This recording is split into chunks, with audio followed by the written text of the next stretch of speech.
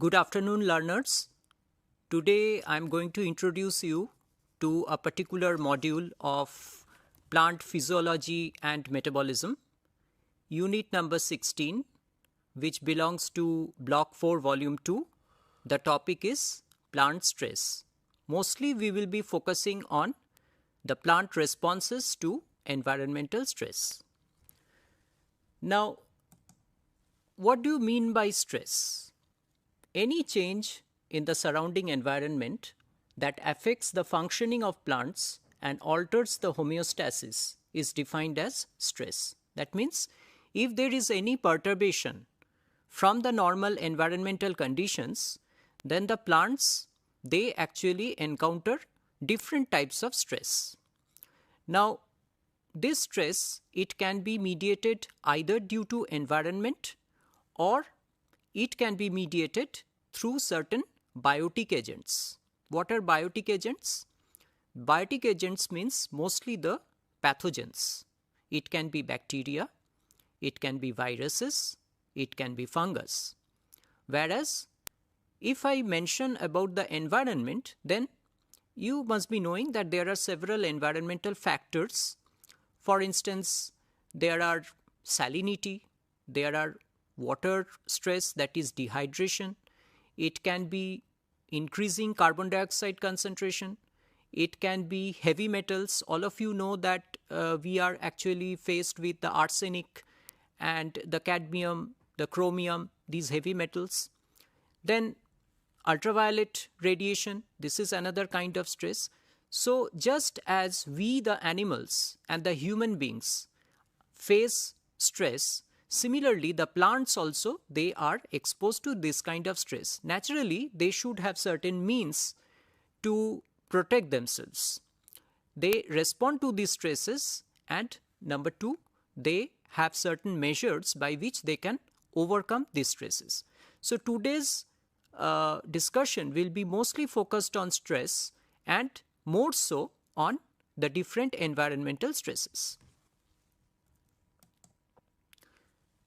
So I have shown that stress actually belongs to two categories, major two categories, as I have just said, the biotic, which may be bacteria, fungi, viruses, animals, weeds, and the abiotic, that is, it can be temperature, drought, salinity, UV, etc.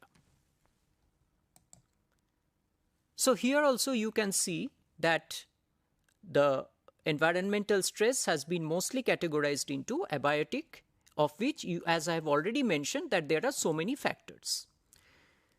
Now, physical stress, it originates from certain environmental conditions like temperature. So we know that the plants, they flourish better in a certain range of temperature, that is 15 to 45 degrees centigrade. But if you change the temperature, if the temperature falls or if the temperature increases beyond this range, then obviously the plants would have certain difficulties to flourish or to thrive or to grow. And naturally, there is some sort of abnormality or there is some sort of change in the overall metabolic system. So temperature. Second is osmotic strength of the fluids. That means the soil or the water where the plants are actually growing, they should have a certain kind of optimum. They should have a certain kind of normal conditions, because if there is excess salt, then what will happen? It will cause hampering of the growth or the metabolism. Third point is photosynthetically active radiation. That means, again, you all know that, you must be knowing that the plants, they again flourish under an optimum light intensity. If the light intensity increases too much, then also there will be a disturbance. Photosynthesis, it's a process, it's a very vital process, very vital metabolic process in plants. And up to a certain limit, light has a positive effect on the rate of photosynthesis. But after that, if the light intensity goes beyond that, then the rate of photosynthesis will decrease. There will be a change in the rate of photosynthesis. So you can understand that how important these physical factors are in maintaining the normal growth and metabolism of plants. Now, when we talk of chemical stress, the chemical stress can be, obviously from the name it is very clear that it's due to the optimum concentration of the chemicals. Nature of the solutes, that means let's say if the sodium ion content is very high, then naturally the plants will face sodium toxicity. Mineral composition, as I've already said, that the different heavy metals, for instance, if there is a very high concentration of arsenic, or let's say chromium, or let's say lead, then they are going to hamper the plant growth. Atmospheric imbalances. Atmospheric imbalances means mostly the change in the carbon dioxide concentration. All of us are familiar with the global warming, which is mainly due to the increasing carbon dioxide concentration. Now, this increasing CO2 concentration will also have an adverse system on the or the proper balance between oxygen and carbon dioxide. That is very much required. If there is imbalance in this, then obviously again it is going to affect the not only the plants but also the entire biological kingdom. Biological stress or the biotic stress, which of course I am not going to discuss too much here, but we should know what is meant by biological stress or biotic stress as well. Whenever, as I said, that there is an infection due to bacteria or due to virus, anything. So that we call as a biotic stress. The other forms of biotic stress can be due to population density or due to parasites. Population density means, let's imagine that you have an agricultural field of wheat or let's say rice. Now, if some other weeds which are not agriculturally important, they also grow in the same field, then what will happen? These will steal away or they will compete with the nutrients. So, in that case, what will happen? The actual agricultural crop, in this case rice or wheat, it is not getting appropriate nutrients. So, they will fail to thrive or they will fail to grow properly. So, that is population density. And parasites means mostly, let's say the fungus. It is infecting a particular plant. Then what will the fungus do? It will actually again compete with the normal nutrients. It will actually create harm to the plant system. It will impede the growth of the plant system. So parasitic infection. So all these are actually different forms of stress to the plants. So I hope you got some idea regarding what are the different forms of stress.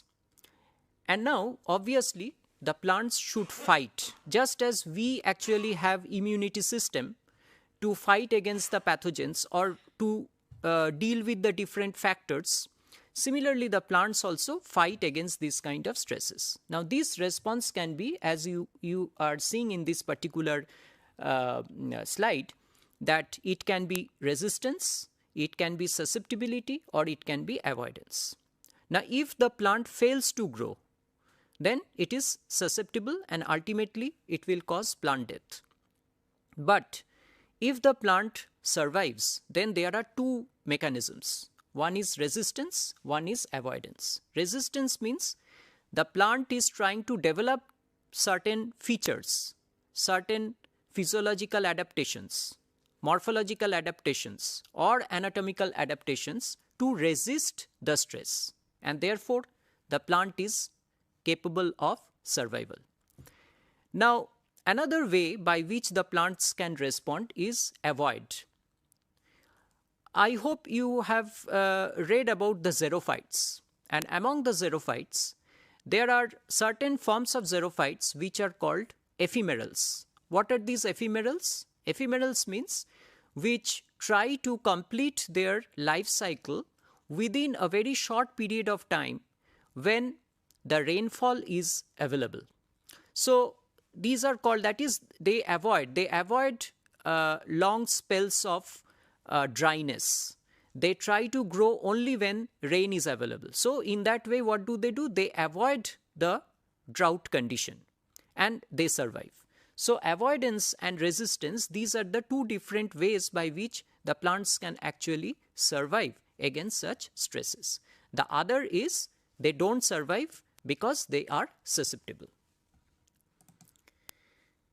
Now, when we are talking about environmental stress, we have to understand that any form of environmental stress, it will ultimately cause water shortage and water deficit. So the plants have different mechanisms by which they can overcome this water shortage or water deficit. So this particular slide, it shows certain ways by which the plants can actually overcome water deficit, which we will be discussing some of these points or elaborating some of these points. Now, the first of its kind is the osmolyte biosynthesis. Then you have the metabolite balance. Then you have ion uptake and ion partitioning and ion sequestration. You have membrane modification, signaling pathways, that is mostly they lead to the induction of different genes, protein turnover, mRNA stability, and transcriptional control. Now we will be focusing on some of these ways by which the plants overcome water deficit in the subsequent slides. Now all these plant responses, these are known as plasticity. That means any modification or any adaptation to these changes, this is referred to as plasticity. And plasticity can be in different forms. Plasticity can be physiological plasticity, it can be morphological plasticity, or it can be anatomical plasticity. That means any change in order to adapt to the surrounding conditions, to the surrounding stressed condition. This is known as plasticity.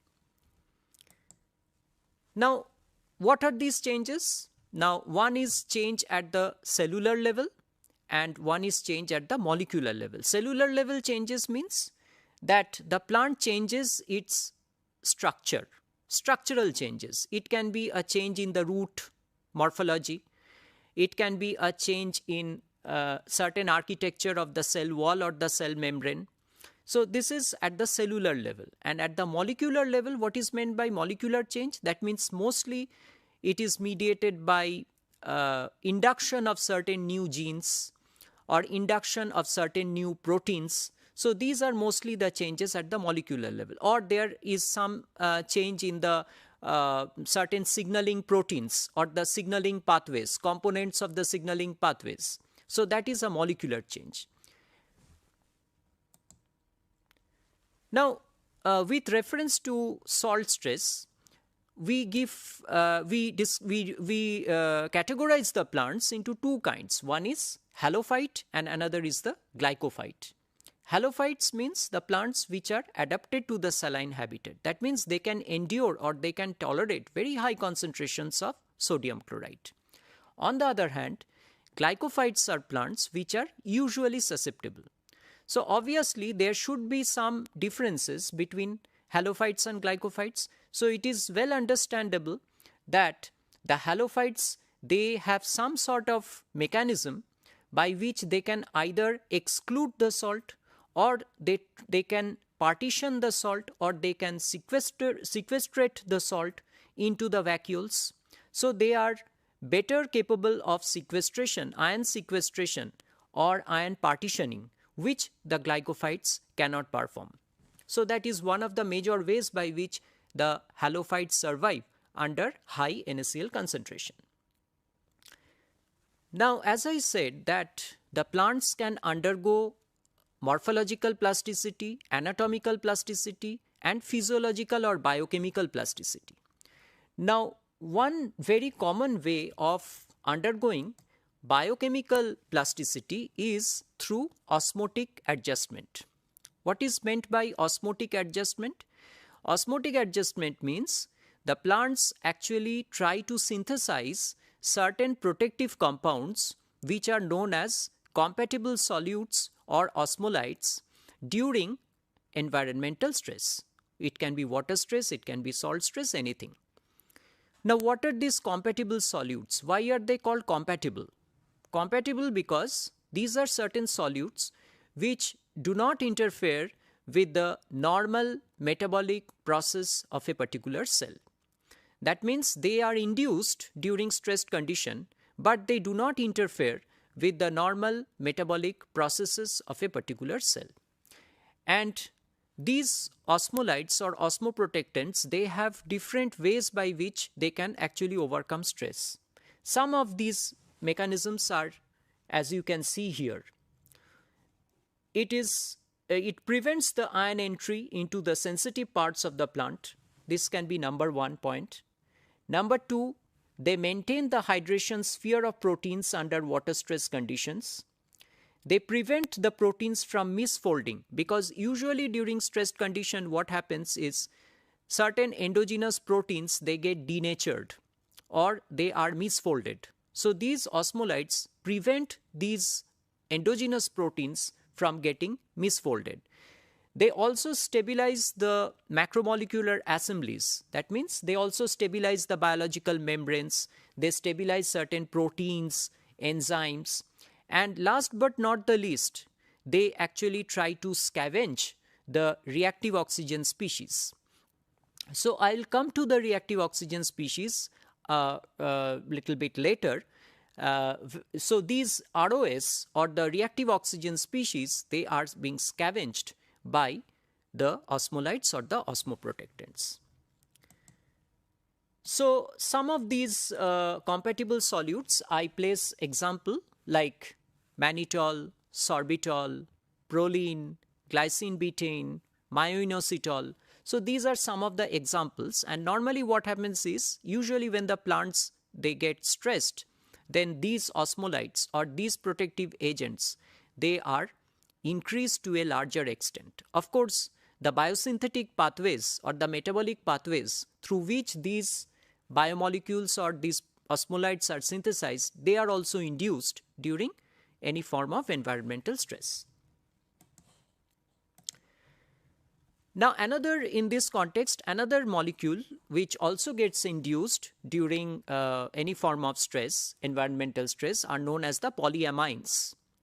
Now as you can see here, that certain polyamines like putrescine, spermidine, spermine, so these are certain polyamines, and these are positively charged cations.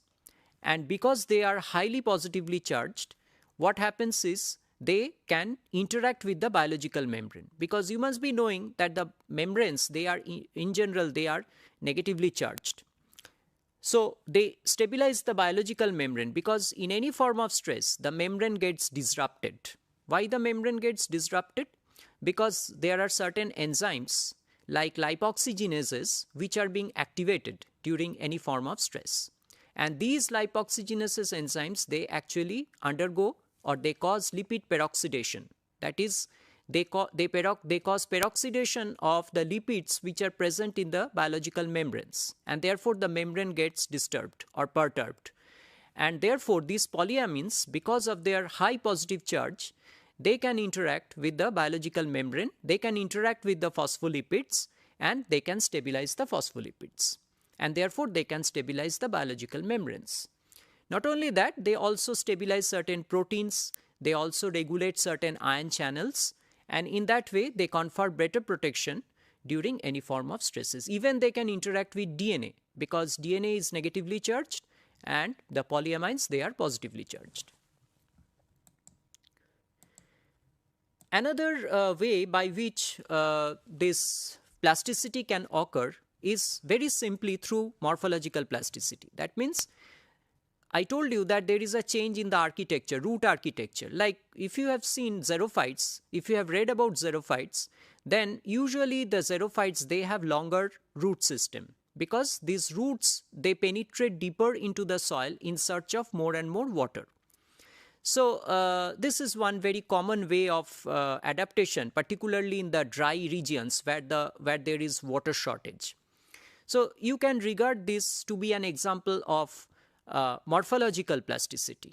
Or like, let's say, if you have read about the cuticles, usually in case of xerophytes, you have the cuticularized stomata.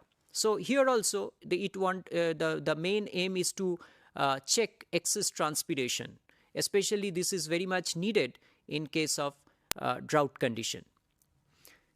Now the most important phytohormone which is required, or which is induced or which is synthesized during stressed condition is the abscisic acid.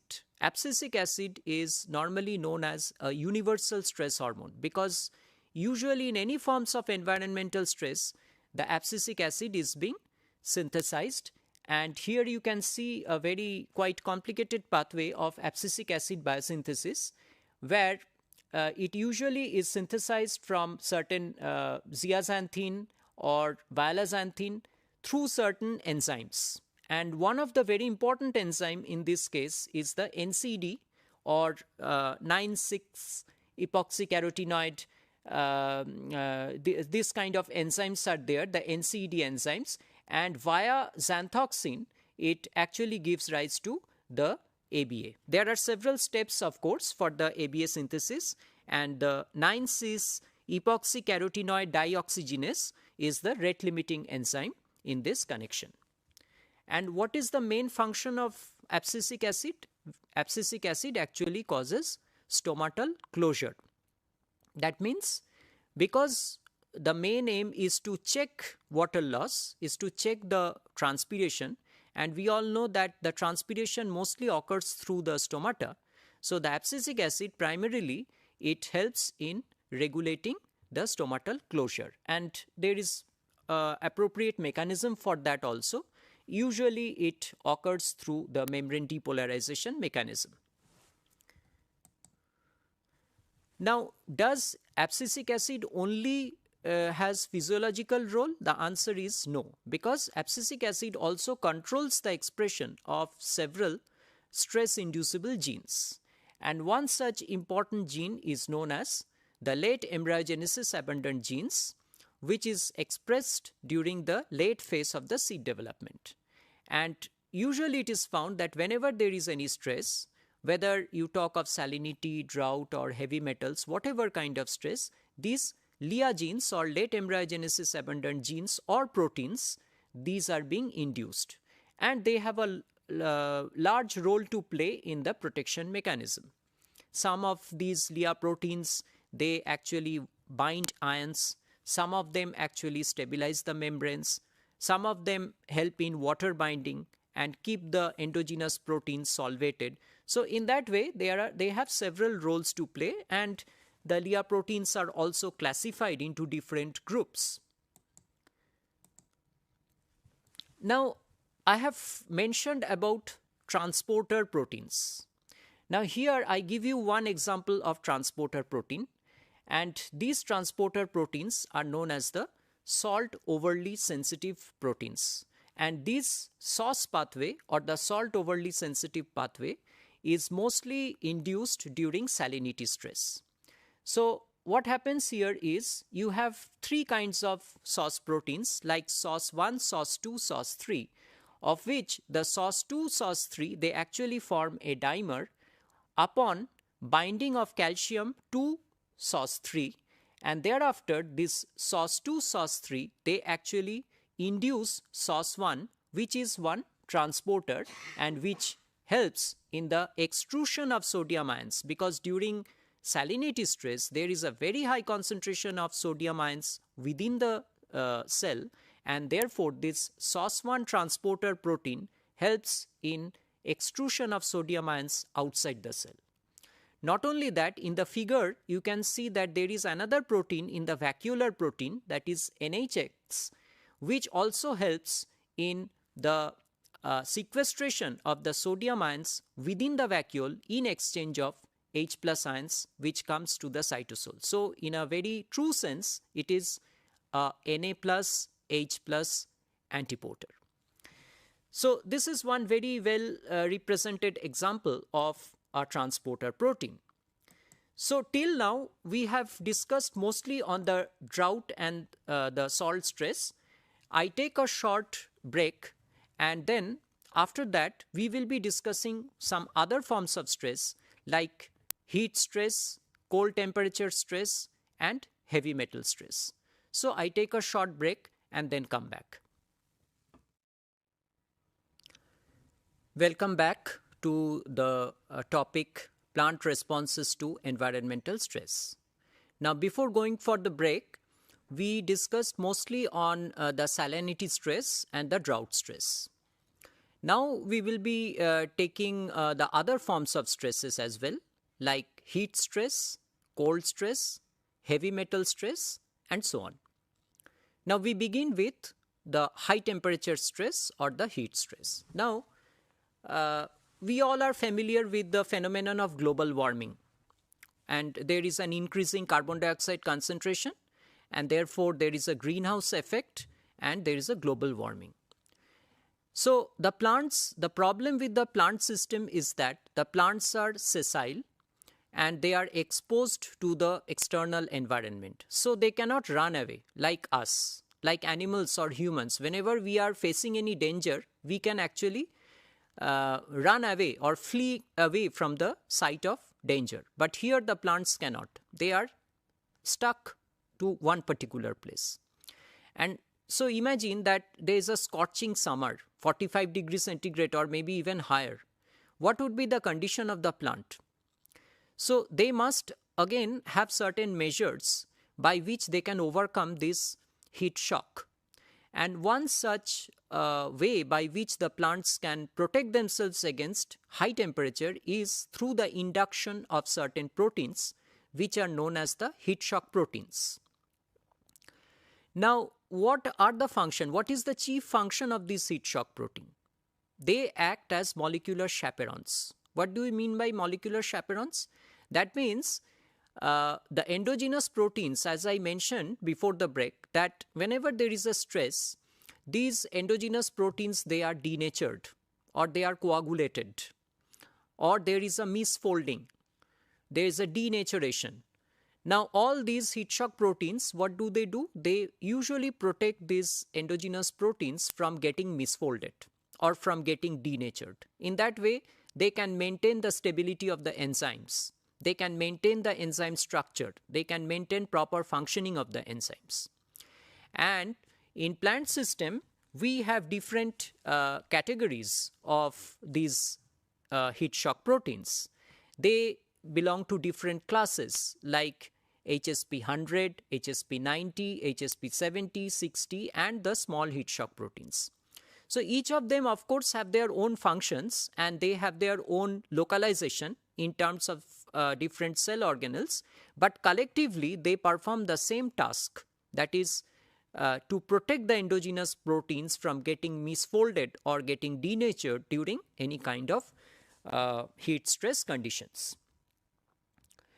Now, another very important osmolyte which gets activated during heat stress is the gamma aminobutyric acid or GABA. Now, GABA, in animal systems, we all know that the GABA is a very well-known neurotransmitter. But you will be surprised to know that GABA is also produced in plants and there it has some different function. That is, it usually acts during heat stress for cellular protection. Now, how is this GABA synthesized during heat stress? It is synthesized taking the help of calcium.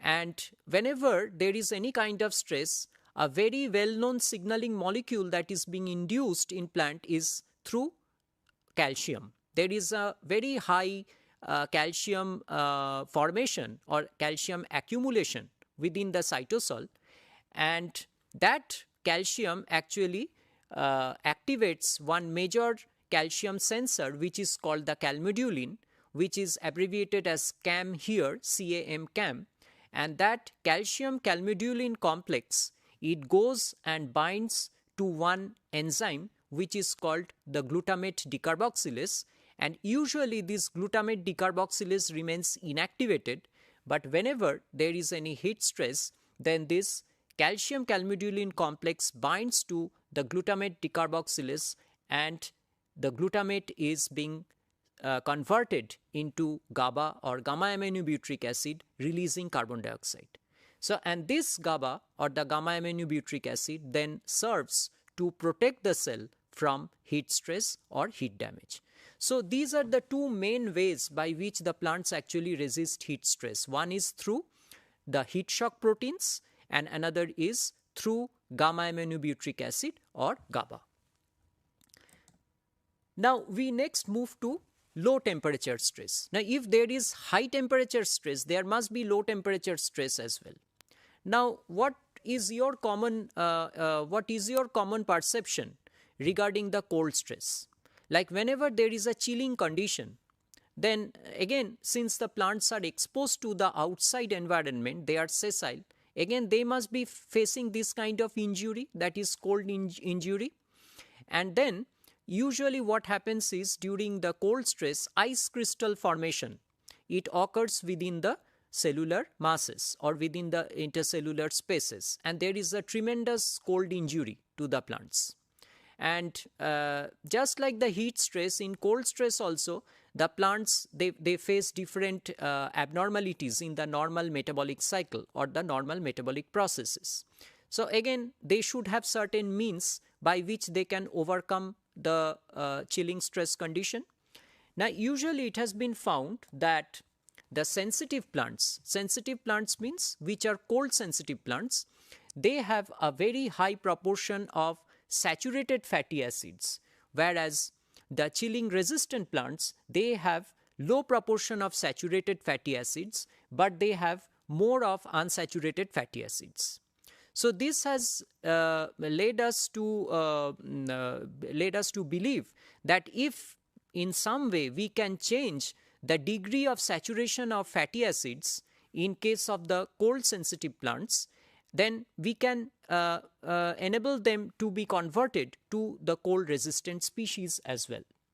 So that is one way, that is through modification of the membrane system, because these fatty acids, these are present in the biological membrane. So if we can change the degree of saturation of the fatty acids in the membrane, then perhaps we will be able to convert a chilling susceptible species or sensitive species to a resistant species. The other ways by which you can actually enable to make a plant chilling resistant is through some cryoprotectants, or again you can use certain compatible solutes or osmolytes, which we have already discussed a little while ago. Now sugars and some of the cryoprotectants, glycerol, these are known as cryoprotectant because these help the plant to resist against very high, extreme cold conditions. So you can use or apply these kind of protective agents to a plant in order to allow them, in order to make them cold resistant. And again, there are certain proteins also, or there are certain genes also, which could be used or which could be overexpressed in plants, like the responsive to abscisic acid or the LIA genes, which we have already discussed. So you can use or you can overexpress these LIA genes through transgenic approach, genetic engineering. You can overexpress these genes in cold susceptible plant to make them cold resistant. So these are some of the ways by which any plant which is susceptible to cold can be made cold resistant. Next, we come to the reactive oxygen, the concept of reactive oxygen species, because any environmental stress, it will lead to the generation of certain toxic radicals. It can be hydrogen peroxide, it can be hydroxyl radicals, it can be singlet oxygen, it can be superoxide radicals. So these are generated within the plant system, and these are generated at very high concentration within the plant system, and they cause oxidative damage. They cause oxidative damage to DNA, to proteins, and almost to all the cellular macromolecules, biological macromolecules which are present in the cell. So naturally, the plants should have certain mechanism by which they can counteract these reactive oxygen species. So the plants have a number of antioxidants. Like we also consume a large number of antioxidants in through our normal diet. We consume quite a number of antioxidants. The plants actually also have certain endogenous antioxidants by which they can overcome these reactive oxygen species. Now some of these antioxidants, like the ascorbic acid, or which we popularly call as vitamin C, this is one antioxidant. the glutathione, this is also one major antioxidant, and it's a low molecular weight thiol tripeptide, and particularly during heavy metal stress, these glutathiones, they are very, very functional, and they actually try to scavenge the toxic metal radicals. Alpha tocopherol, which is vitamin E, and then carotenoids, okay, and also phenolics, flavonoids, anthocyanins. These are actually different examples of the antioxidants, and at the same time these are also examples of secondary metabolites.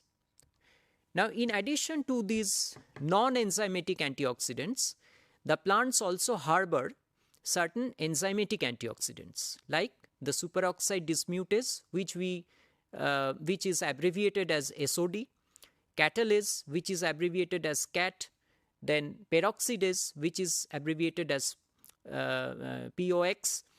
Now, this superoxide dismutase, what is the function of superoxide dismutase? It catalyzes the dismutation or disproportionation of two superoxide radicals to hydrogen peroxide and oxygen.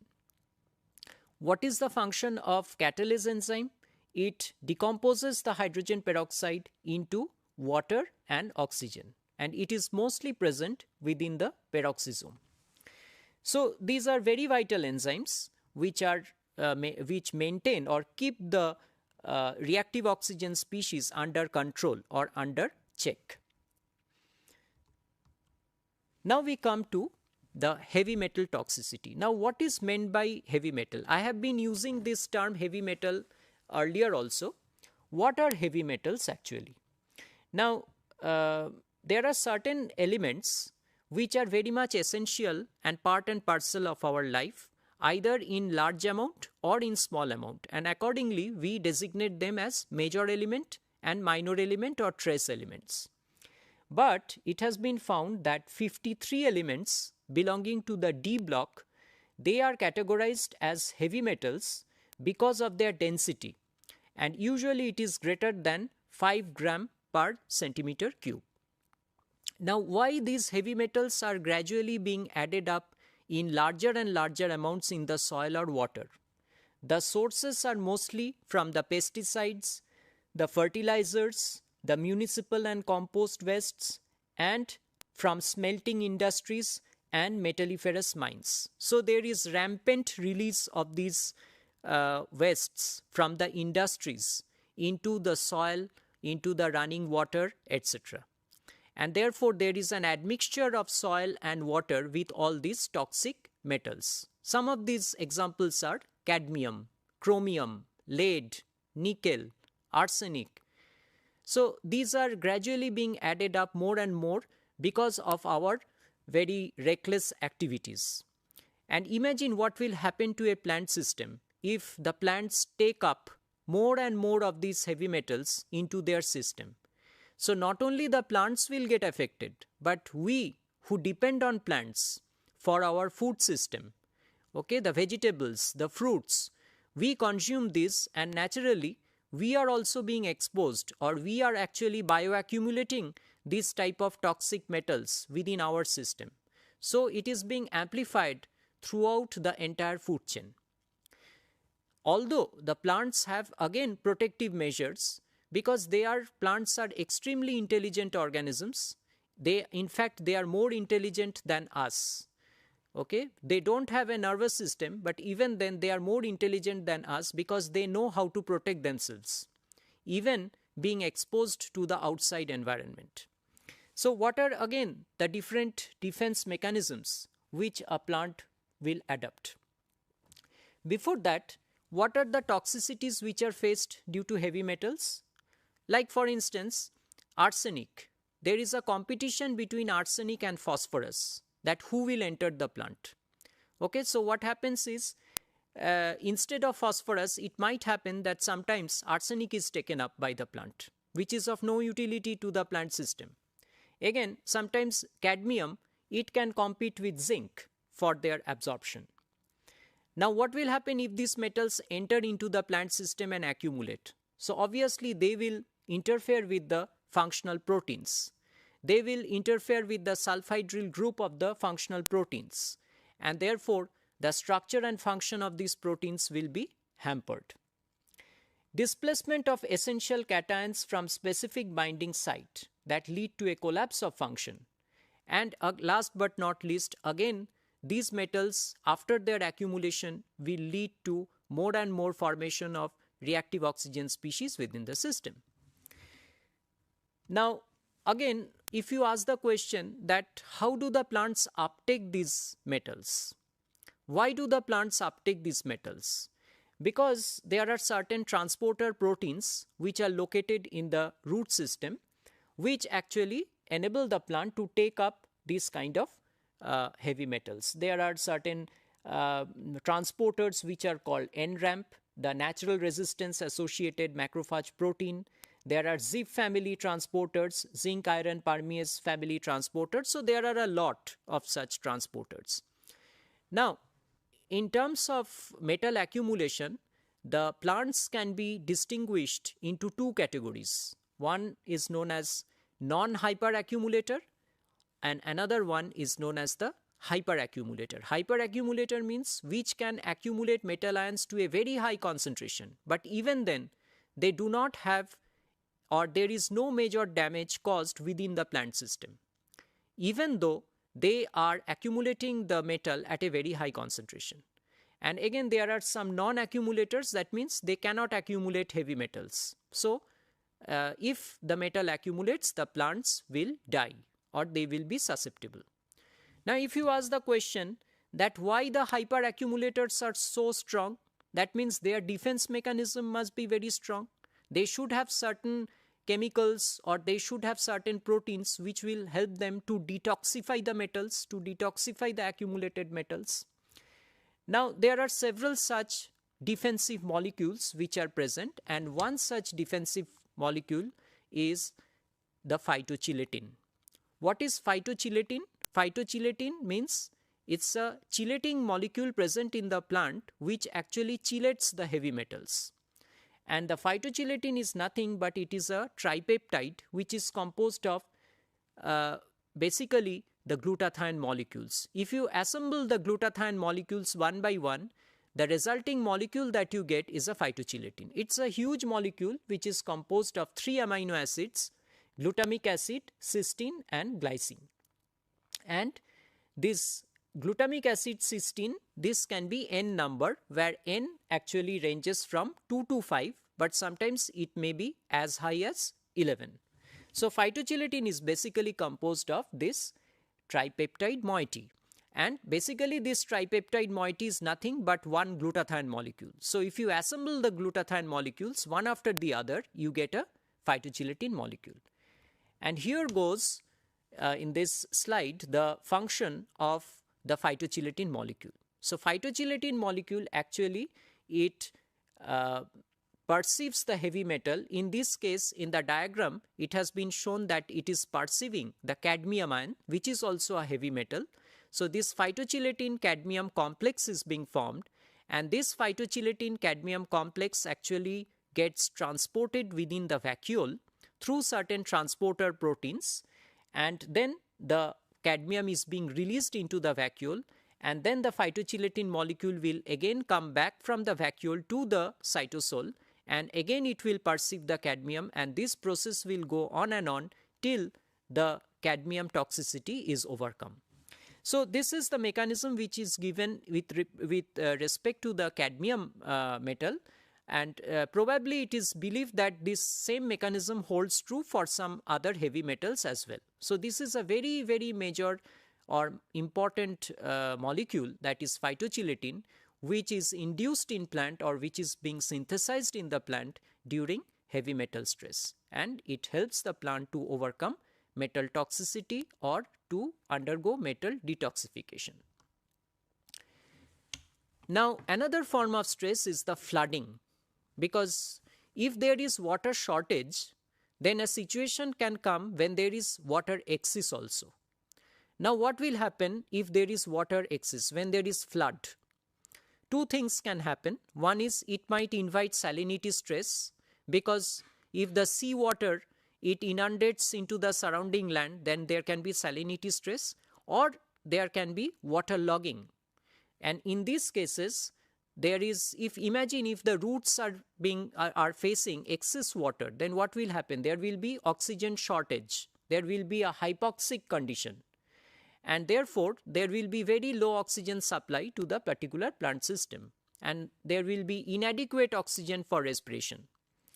So the roots begin to ferment pyruvate to lactate during such condition through the action of lactate dehydrogenase. The production of lactate lowers the intracellular pH, inhibiting the lactate dehydrogenase and activating pyruvate decarboxylase. So this is one response. This is one plant response during the hypoxic condition or during oxygen shortage condition. Another common symptom is also the erenchyma formation. That is, there's a space created, air cavities are being created within the parenchymatous cells. So this is another common symptom, and that is also true for the hydrophytes. You must have read about hydrophytes, which also have this kind of erenchymatous tissue, and this is also true in case of hypoxic condition. Now, another form of stress, that is infection, during infection and wounding. Now infection, who will actually infect a plant? That is the pathogens, as I said, the fungus. It actually penetrates. If it is a Phycomycetes member, then it will be having the mycelia, hypha or the mycelia, through which actually penetrates and ramifies within the cellular system. And it releases a lot of toxins, the fungal toxins, or if it is a bacteria, then bacterial toxin. Now, do the plants have immunity like us? The answer is yes. The plants also have immunity. They can fight against the pathogens. They also have certain structural barriers, okay, by which they can prevent the fungal entry. But even after that, if a fungus or a bacteria enters within the plant, then the plants actually try to elicit certain defensive molecules.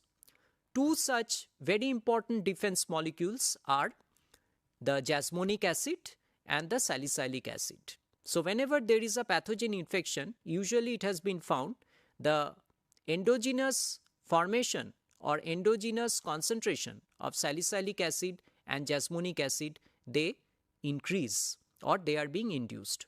Also the phytoalexins, these are certain defense molecules which are synthesized inside the plant.